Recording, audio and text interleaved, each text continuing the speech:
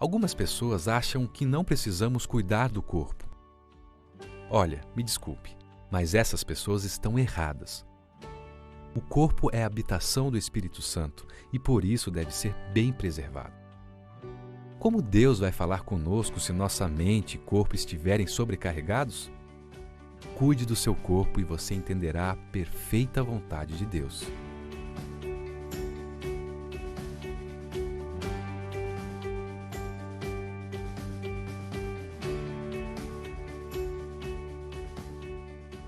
Na carta aos Romanos, capítulo 12, versos 1 e 2, o apóstolo Paulo diz assim: Rogo-vos, pois, irmãos, pelas misericórdias de Deus, que apresenteis o vosso corpo por sacrifício vivo, santo e agradável a Deus, que é o vosso culto racional. E não vos conformeis com este século, mas transformai-vos pela renovação da vossa mente, para que experimenteis qual seja a boa, agradável e perfeita vontade de Deus. Nesse texto que lemos, Paulo já inicia fazendo um apelo, uma súplica. Por isso que ele diz: rogo-vos, pois, irmãos, eu suplico a vocês, irmãos, eu imploro a vocês, irmãos. E ele diz mais: pelas misericórdias de Deus, ou seja, em nome de Deus.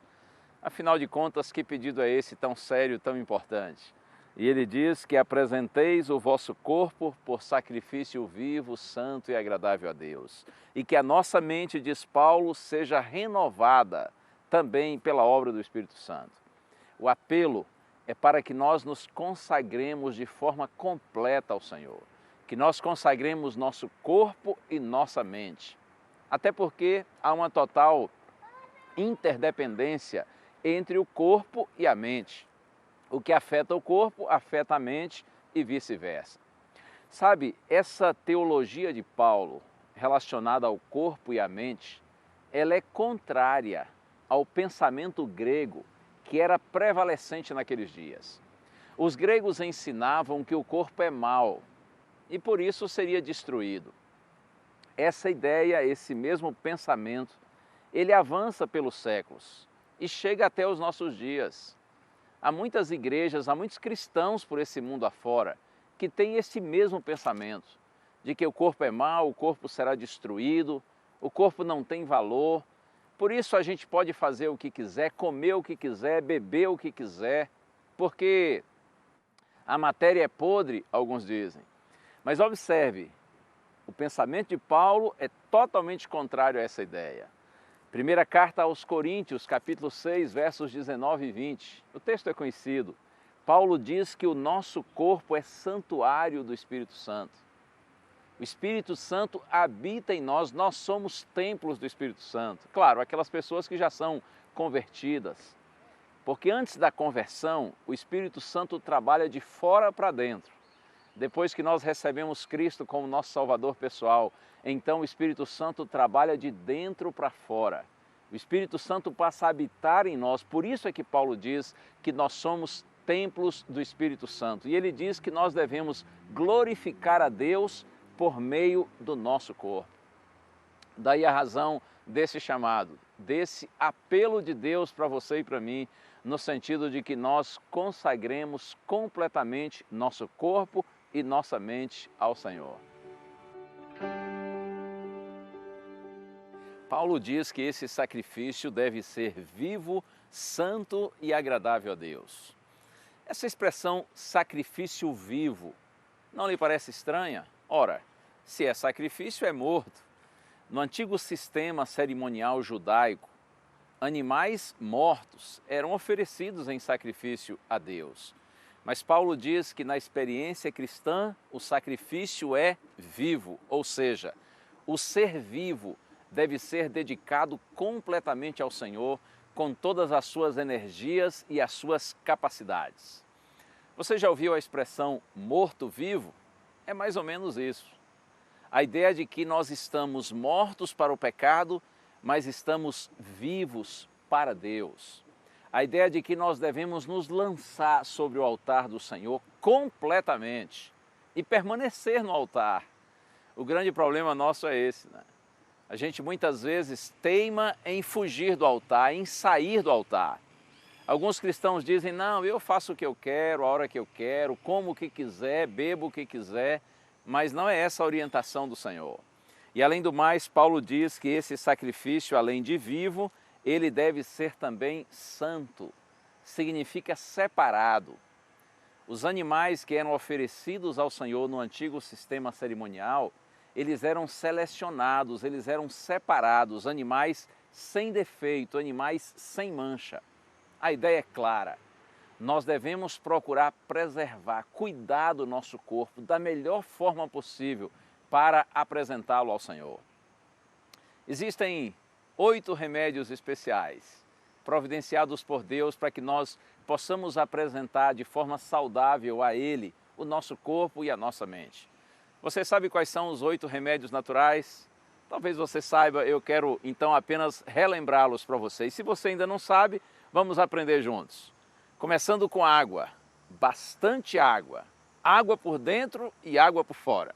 Beber muita água e tomar também bastante banho, mesmo quando estiver frio.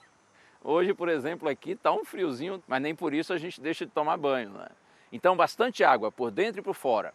Outro aspecto importante, luz solar. Evidente que nos momentos adequados. Ar puro, na medida do possível. Também repouso suficiente. Dormir o suficiente para descansar bem o corpo. E também exercício físico. A gente vive num tempo em que muitas pessoas estão se despertando para a importância do exercício físico. Isso é um crescimento, isso é um desenvolvimento da humanidade. Outro aspecto importante também é a abstinência de tudo aquilo que é prejudicial para a nossa saúde. E ainda buscarmos uma alimentação saudável, além, é claro, de confiança em Deus, em nosso maravilhoso Deus. Eu gosto de Romanos 6, verso 13, quando o apóstolo Paulo diz que nós não devemos oferecer os membros do nosso corpo ao pecado como instrumentos de iniquidade, mas nós devemos oferecer os membros de nosso corpo a Deus como instrumentos de justiça.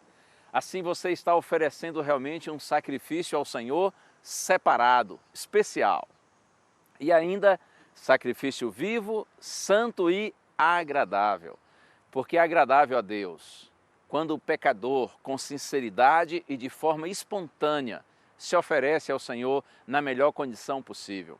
E Paulo diz, conforme nós lemos, que esse sacrifício vivo, santo e agradável a Deus é o nosso culto racional, ou seja, é a nossa entrega consciente ao Senhor.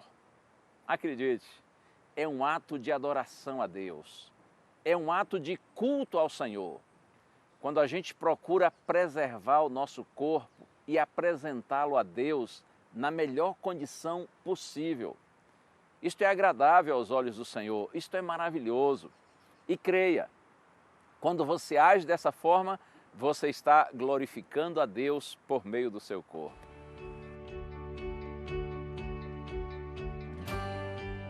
E no verso 2, Paulo diz, não vos conformeis com este século. Numa outra versão diz, com este mundo.